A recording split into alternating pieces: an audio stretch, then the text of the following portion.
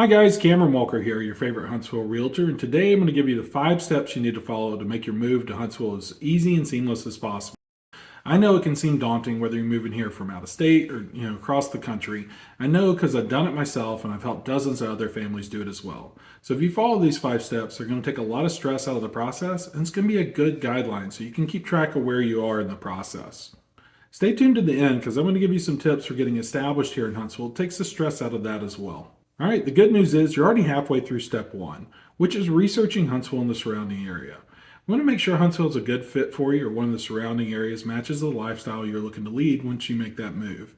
People move here for all variety of reasons. It can be jobs, schools, be closer to family, or they're looking for a change of pace. But Huntsville's not for everyone, and the last thing I want to have happen is you pick up, move 2,000 miles away, and wind up hating it here. So, good starting point is my channel. I give you a big, high level overview of Huntsville, the surrounding suburbs, and then I give you the lay of the land with some of my neighborhood tours. But it's not the only resource I have available. I also have a website dedicated to relocation.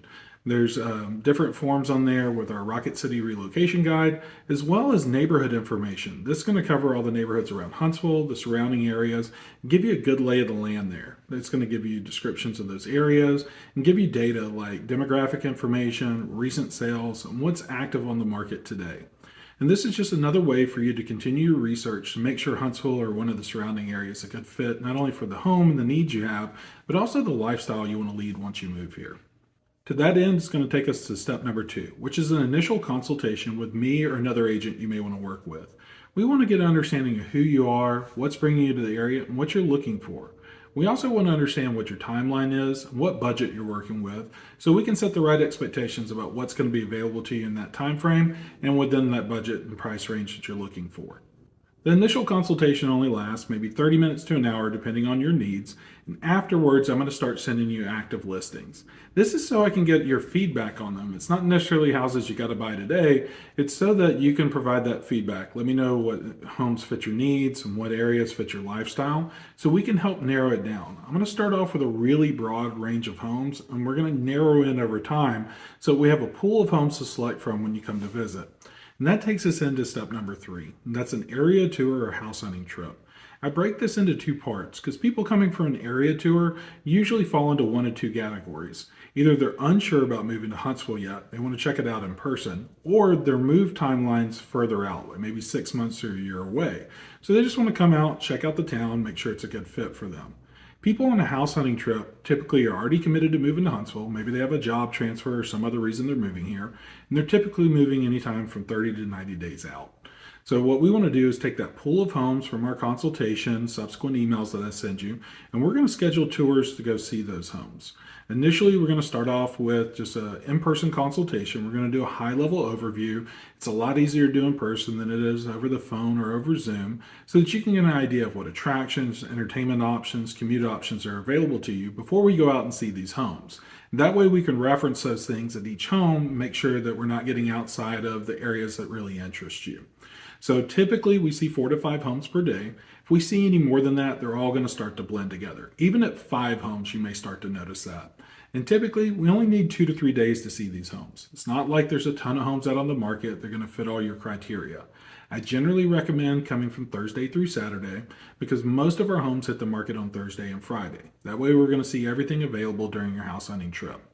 I also usually recommend either coming a day early or staying a day late so that you have a day to yourself to explore the area. I've found that people find this really helpful. It gives them a sense of being able to follow their commutes, see what attractions and entertainment options are nearby, and they just get more familiar with the city when they're driving themselves. Now, typically, if you come here on a house hunting trip, I request that you either have proof of funds letter or your pre-approval letter. The reason being, we're most likely going to make an offer on a home. The last thing I want to do is be making an offer at 8 o'clock on Sunday night. We don't have that pre-approval letter, and the seller doesn't take our offer seriously, and we can't get in touch with your lender. Now, if you're coming here for an area tour, there's no reason to bring a pre-approval letter or proof of funds. We're still several months out from you making any kind of purchasing decision, so it's not needed.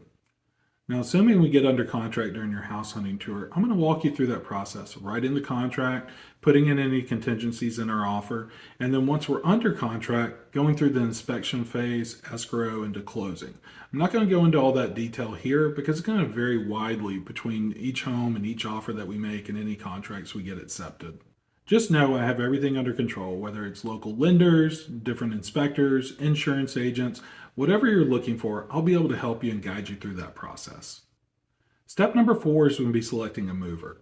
Especially if you're moving from across the country, this can get pretty pricey. There's a lot of different options available. Not everybody's aware of them. You could pick like a intercontinental van line, such as like Armstrong Relocation, which is a local service provider I recommend. They move people all over the country, and I like using them because I have points of contact there. Another great option that I've had people use recently is actually buying excess freight cargo space. There are moving companies out there, they'll load your belongings on a train with some of their excess cargo space and deliver it to our area. Now, while this is really cost effective, especially for long distance moves or if you have a lot of belongings, there is a downside to it in that you're going to be subject to whatever that train schedule is. So if you're on a tight timeline, this might not be the best option for you. The third option I see a lot of people go with is more like a pods like solution. This is where a company delivers some cargo containers to your front door, your driveway. You load it up with your belongings. They come pick them up, hold them in storage, and deliver them once you found your new home. This is a more cost effective than some of the intercontinental van lines, but typically more expensive than the freight option I mentioned. So it's a good middle of the road. All right, number 5 is going to be budgeting for your move. This is really important because it's going to have the biggest impact on your pocketbook. And I want to make sure you have the right expectations for what the move is going to cost you. So things to consider are if you have a home to sell where you live currently, how much are you going to have to pay that agent? How much in closing costs are you going to get? And do you have a reasonable expectation of your home's value? If you don't have an agent that you're working with, let me know. Frequently, I do find a listing agent for my clients that are relocating to the area. I'll call, interview several agents, go through their reviews, and make sure we find somebody that's going to sell your house for the most money and the timeline that you want, and that can give us clear communication. I've had clients in the past that sold a home elsewhere before buying here, and we were actually able to close on back-to-back days because we had such clear communication from the other agent, gave us the confidence that we were able to make those offers and go to closing. Now, if you're renting where you live currently, you might have to break a lease, and there's going to be expenses for that as well. I don't typically recommend breaking a lease, but if you find yourself in that situation, you need to read through your lease and talk with your leasing office to find out what the ramifications of that and the costs are. Next thing you want to budget for is your purchase here. Are you going to buy all cash? Are you going to make a large down payment or a smaller down payment? And what are your closing costs going to be here as well? You also need to factor in things like different inspection prices as well as appraisal if you're going the loan route. Those are going to be your two biggest costs. Other things you need to factor in are like your moving expenses. Going back to that previous step where we talked about, what type of mover you're going to use, that's obviously going to impact your out-of-pocket expenses during the move. Other expenses people don't typically consider are things like that area tour or house hunting trip. What's it going to cost you to get down here, stay, eat out every day, rent a car, things like that? You need to budget that into, you need to factor that into your moving budget as well. And then another factor is if you're moving before you purchase or before we close on your home, you need to take into account short-term leasing options here in the area. Now, this impacts you in a couple of different ways. Of course, there's the cost of the lease, but also I'd say 99% of the time, these places are fully furnished. So you're going to need to store your belongings, whether that's your movers or the pod storage company, or if you need to find a local storage solution. These are all things you need to think about in advance so you can factor them into your budget. All right, that's the 5 steps for moving. Let's talk about some things that are going to make your transition easier and get you up to speed and running in Huntsville once you're here and take away a lot of the stress that comes after the move. First thing I always tell people is you really need to consider if you have like long-term care needs, be that medication or treatment from doctors. You need to get that set up before you arrive.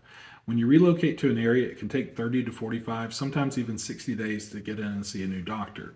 If you're on a long-term medication plan, you need to get that prescription filled with your current doctor before you make the move, because it could be 30 to 60 days before you're able to re-up on that prescription.